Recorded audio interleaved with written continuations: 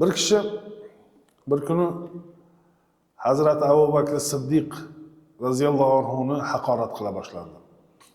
Hazrat Abu Bakr Siddiq jim turdilar. Rasululloh alayhi vasallam bu kishiga qarab kulib turdilar. Shunda bu odam haddidan oshavergandan keyin Abu Bakr Siddiq ham bitta-ikkita gaplariga javob qaytardilar. Shunda Rasululloh alayhi vasallam o'rnlaridan turib ketib qoldilar. Abu Bakr Siddiq borib aytdilarki, ya Rasululloh, boya ana odam meni haqorat qilayotgan payti o'tirdingiz, tabassum bilan turdingiz. Lekin men javob qaytarganimdan keyin turib ketib qoldingiz. Sabab nima? Shunda Rasululloh sallallohu alayhi vasallam aytdilarki, sizni u odam haqorat qilayotgan payti sizni yoningizda bir farishta malak turib, uni har bir gapiga javob qaytaryotdi. Siz javob qaytarib boshlaganingizdan keyin u farishta ketib qoldida, o'rniga shayton yoningizga kelib o'tirdi. Chunki janjal boshlandi bu yerda. Shayton bo'lgan joyda men o'tirishni yaxshi ko'rmayman, shuning uchun turib ketdim dedilar.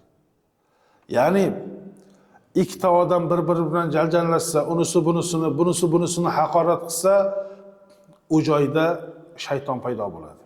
Shayton keladi, shayton ko'taradi, shayton vasvasa qiladi va buni oqibatida ikkita yaxshi musulmon, ikkita birodar, ikkita do'st, ikkita qo'shni yoki kimdir bilan janjal, to'polon, kelishmovchilik, urush boshlanadi va bu ish shaytonni xursand qiladi. Shuni ham ta'kidlashimiz kerakki, musulmon kishi boshqa insondan 3 kundan ziyod arazlashib yurishligi mumkin emas, joiz emas.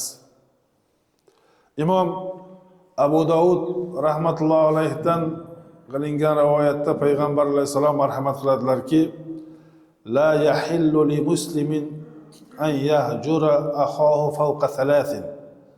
Faman hajara fawqa 3 famata dakhala an-nar. Musulmon kishiga o'z birodaridan 3 kundan ortiq arazlab yurishi halol emas dedilar.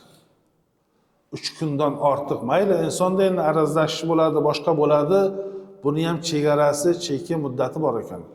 3 kundan ortiq arazlashib yurish halol emas.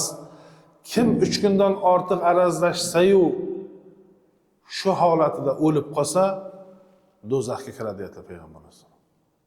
Ya'ni birov bilan arazlashib, u bilan o'rtani isloh qilmay, kechirim qilmay shu holatda ketib qolsa, Alloh asrasin bu holatdan hammamizni Alloh bandasini do'zaxga kirgizar ekan, birodari bilan arazlashib 3 kundan oshiq arazlashib bergani uchun. Chunki bu narsa musulmonga xos bo'lmagan, musulmonga yarashmaydigan ishlardan hisoblanadi.